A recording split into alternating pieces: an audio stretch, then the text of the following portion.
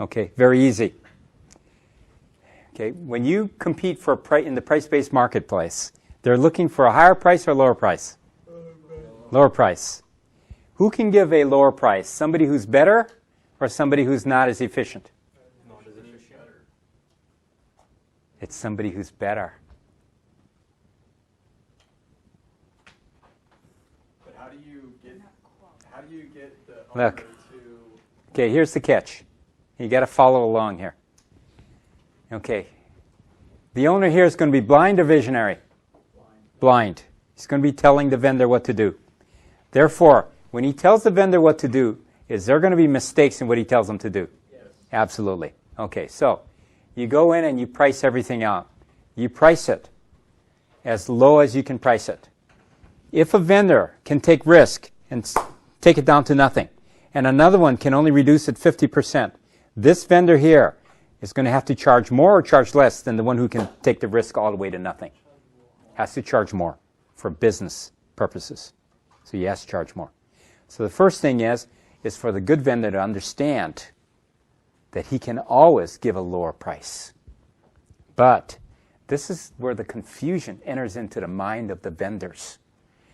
When the vendor listens to the client and what they want, the good one will say, oh, no, you don't understand. That's not what you want because you got big flaws there. So when they price it out, how do they price it out? Is it what they were told or is it what they're thinking in their head to get the job done? What they're thinking, they're wrong. What they should do is price it out based on what they're saying. Then they sign the contract, knowing full well that who can enforce a contract? Nobody. Nobody can enforce a contract. Right? Not unless they want to go and lose a whole bunch of money. Right? So nobody can enforce the contract. So you sign the contract. Then you sit down with the owner, right? And you bring the owner in. And you tell the owner exactly what you're going to do. Tell him what you're going to do and what you're not going to do. Right? Well, the owner thinks, right, because he's blind, that you're going to cover what? Everything. Now you tell him, I'm only going to cover this and I'm not going to cover this. What is the reaction of the owner immediately, a blind owner? What do you mean? Oh, no. What you told us to do doesn't include this. Show it to me. Here it is. You don't include this. He goes, wow. But don't worry about it. We know how to mitigate the risk. And then now, I, as a contractor, up front, I'm going to tell you everything from beginning to end and how we can minimize all of your costs and end up with the best value project at the end. What owner is not going to accept that? Now, even the blind, like half blind, will take it. Right? Because they operate out of fear.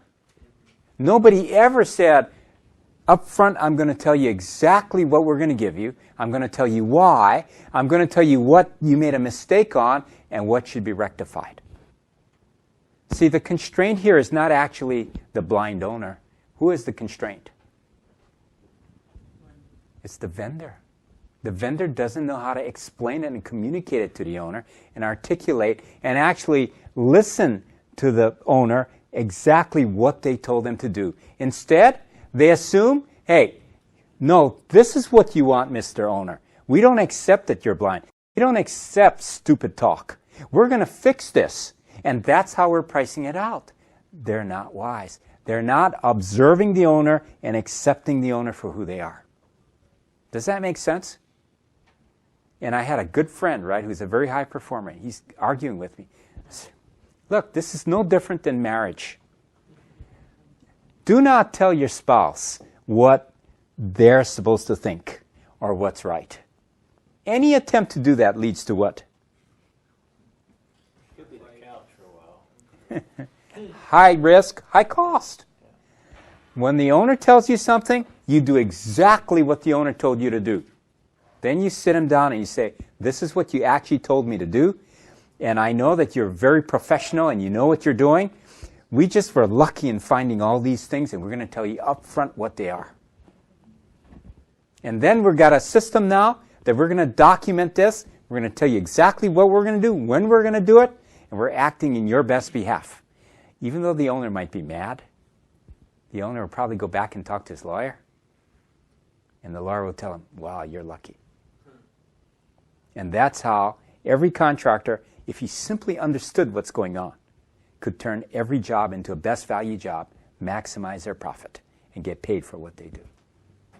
Does that make sense? I haven't been able to convince a lot of the students.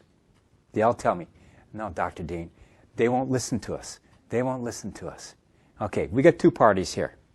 This party's trying to explain something to this party. This party talks, this party says, I disagree.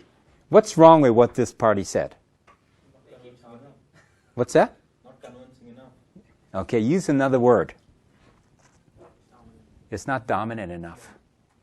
And when it's not dominant enough, what people talk, and they don't talk in dominant language that's simple.